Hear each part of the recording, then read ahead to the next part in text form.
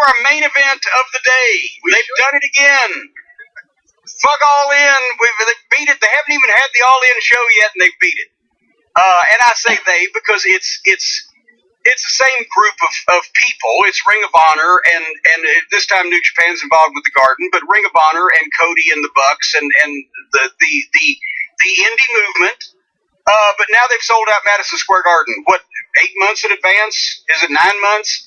And they didn't actually do it in one day because they had the Honor Club members that got first access, and then so the general public got it, the rest of it in whatever long. But still, the point is, and here's where everybody thinks Cornette's going to take the piss out of him. No, congratulations. Not only congratulations, and plus, and Kerry Silkin deserves it more than anybody because his boyhood dream will come true. That he created something and fostered something that runs Madison Square Gardens. I'm happy for him, and for all the guys that have been there since the start of the Sinclair era, especially. If there's a few left that deserve it.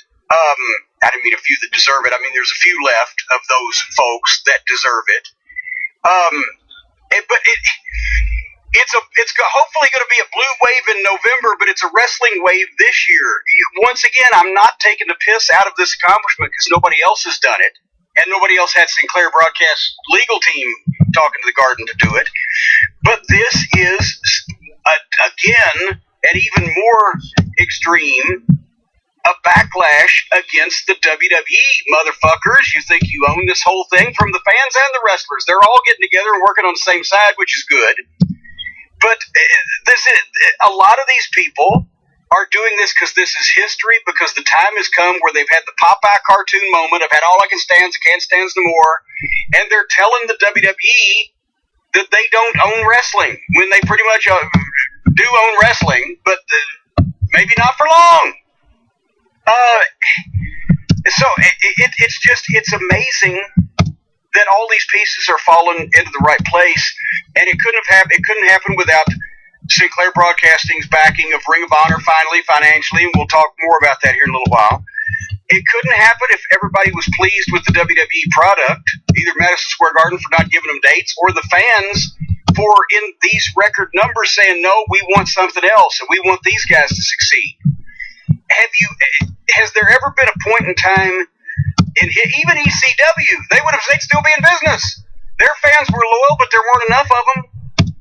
And even with Paul E. not being the best businessman in the world, has there ever been a time in wrestling where the fans wanted one promotion not to succeed and would support the other ones so that they didn't have a monopoly? It's never been this way before. No, but I don't think that's the only reason people are supporting independent. Well, the idea of independent wrestling, and I mean, there's good and bad, and no other company could do this. But a lot of this is the backlash that's been whipped up amongst the fans of being complacent with the WWE product, them not giving them what they want to see, them owning things by such a remarkable margin. Because the same thing I said about All In, the same wrestlers wrestle on shows everywhere and don't do anywhere near this business.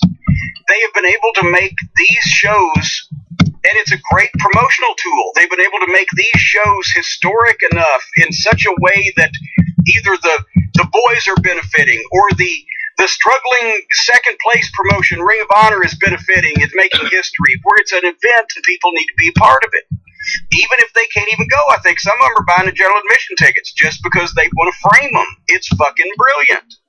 You can't tell me Ring of Honor until last year had not drawn more than 6,000 people. Nobody had drawn 10,000 in however many years we figured out here a few months ago or on the show. But these events are being marketed, but they don't even know who's going to be in Madison Square Garden. Omega and the Bucks contracts are up. If they're smart, they'll be there. So I'm sure Vince would love to snatch them up if he gives them enough money, especially the Bucks, to just say, fuck it for the rest of their life. I can see them doing that just to get it to go away, but still the concept. Ring of Honor is not going to go away. New Japan's not going to go away. The idea of supporting something else so there'll be some kind of opposition and competition isn't going to go away. So I don't think anybody is going to be mad Well, I'm sure some will, but it's not going to kill the show if Kenny Omega or the Young Bucks or any individual talents are not on the Madison Square Garden show, is it? Depends. I mean, is Okada on the show? Because obviously that's a big one. You want to make sure you get some of the top guys. Well, yeah, but that's what I'm saying. They're not going to sign Okada away from New Japan, just keep him from coming to Madison Square Garden when he makes however much he's their highest paid guy and probably doesn't want to leave. And you can't tell me that New Japan's not going to send Okada to fucking headline goddamn sold out Madison Square Garden. If you were in the position of one of the top line independent wrestlers today, let's say someone the caliber of the Young Bucks and Kenny Omega, guys who, despite whatever you think of them and their work, guys who are able to make a living, guys who are able to etch out something of their own, they have their own merchandise, they control their own dates, they have Japan, they're making money. What would you do if the WWE comes and says, we want to bring you in? Let's say they say, well, you'll bypass NXT, we'll put you right on the main roster. But again, you know, all of a sudden you can't play to the crowd, all of a sudden you have to change what you do. Wait till there's a conversation about a super kick. You know, hey, don't do it so much. Things will change. What do? If you control your destiny right now, at this point in history, and you see the trajectory of where things are going, do you ride it? Do you try to ride the wave further without going there, or do you cash out? Well, I mean, you know, once again, that's all hypothetical. And at this point in time now, I'm doing exactly that. I don't work for anybody. I'm making more money than I did for Ring of Honor or anybody else, TNA, etc. And I wouldn't change this. But if I was, you know, 30 and I was convinced that I could be a main event guy going in, understanding the fucking pitfalls, like I said, they may use, I've said this before, they might use Omega. Omega, it would be his personality that would be his to lose. His personality may not take it to the WWE roster or, you know, family universe. But physically, they would use him. The Young Bucks, if they said the first time Vince saw them, what the fuck? No, they'd just be cashing in, taking the money. Because they would not be, I don't think, used at a high level. So it just depends on who it is. But no, I think there is, I've always said there's something to be said about doing your own thing if there's a place for you to do your own thing. And now there is. I still wish many more of them took it a whole lot seriously. And I'm kind of over the whole thing because at this point, nobody's ever going to buy any kind of wrestling as real or legitimate. And that was the only fun for me. But yeah, I can see, you know, there's becoming an audience not only for this type of thing, but also there's becoming the bigger subculture of people who say, no, we don't want the McDonald's of the wrestling world. We want the cool, and it can't be that the cool indie can't be, you know, the fucking barn in South Isa, Kentucky. But yes, Ring of Honor and New Japan together can kind of be the cool, I want to say underground, not even indie. Because it's not. I told the guys when we first sold to Sinclair, you're not indie wrestling, you're Ring of Honor. They need to have their own identity, but Ring of Honor is newer and fresher and more underground, but at the same time appeals to the younger audience, etc. And that's what they try to do with NXT, and they probably actually take the business a whole lot more seriously in NXT. But everybody also knows that NXT is another word for WWE. So and they don't pay attention to the P&L also. Well, there you go. All these initials. But here's the thing. Congratulations to Ring of Honor, like I said, to Kerry, and to all those guys, none of whom I've had personal disagreements with. They can all blow me. But no, to all the guys who deserve to work in Madison Square Garden, here's a free piece of advice. If they've sold out now, I'd cut the stage down. I'd make sure they had a couple of big screens and looked as professional as they could, but I would try to design it so you could get every extra person in that building. And because that's going to be your 93,173 for a long time. And then I would rent the Paramount, I guess they call it now, next door. And I'd announce, ladies and gentlemen, we're going to have 2 hours before bell time at the Paramount, we're going to have 3 or 4 live matches and a pregame interview show for the big event in Madison Square Garden, and you can be here live and see that and then watch the big event on the big screen, and I bet you they'd sell out again, and that they could add that to the total, because what they're doing now is they're getting that big number for Sinclair Broadcasting's, not only their upper echelon, but also for potential people to make it bigger. sponsors across the breadth of the TV platform, not just local, rental places or whatever. If they've got a product that they have sold out in Madison Square Garden and turned the people away from the Paramount next door, et cetera, that's more valuable in that than terms of money itself. And they're close enough doing it. I'd get every single motherfucker I possibly could in those doors in that complex and make a deal out of it as possible.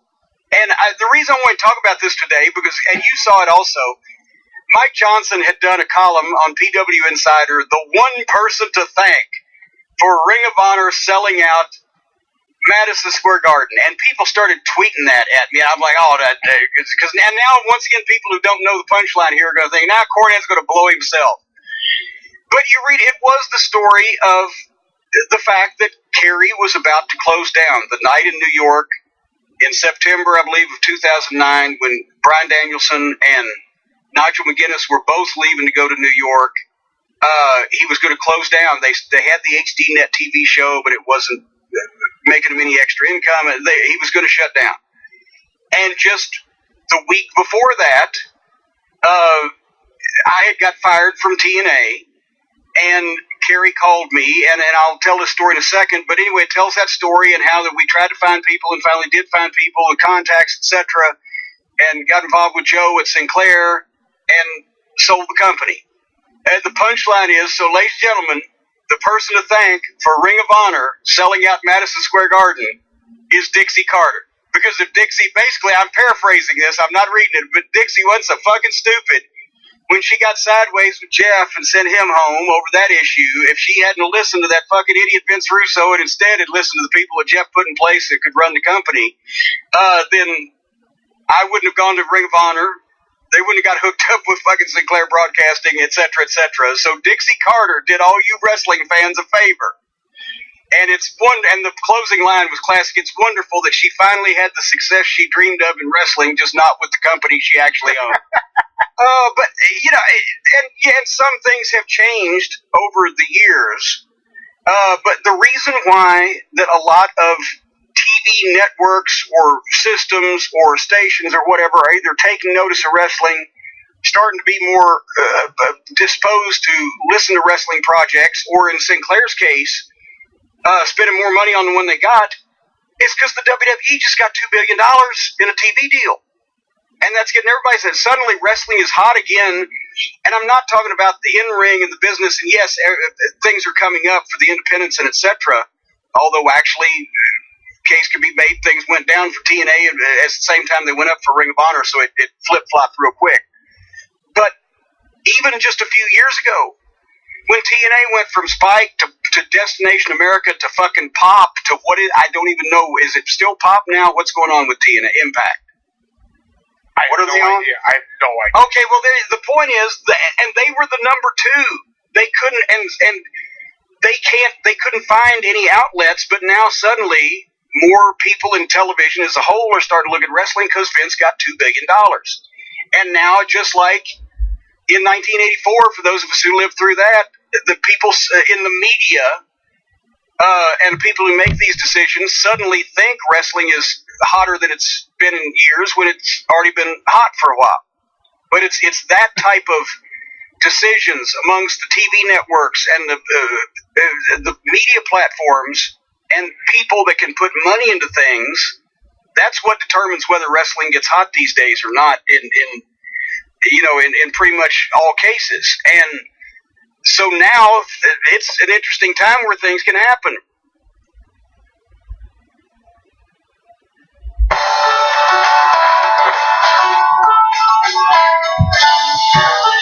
I'm very confident in the product. I believe that the product works well, and I believe by us using it, we're going to not have near as difficult time controlling the tolerant weed species that we have in this area.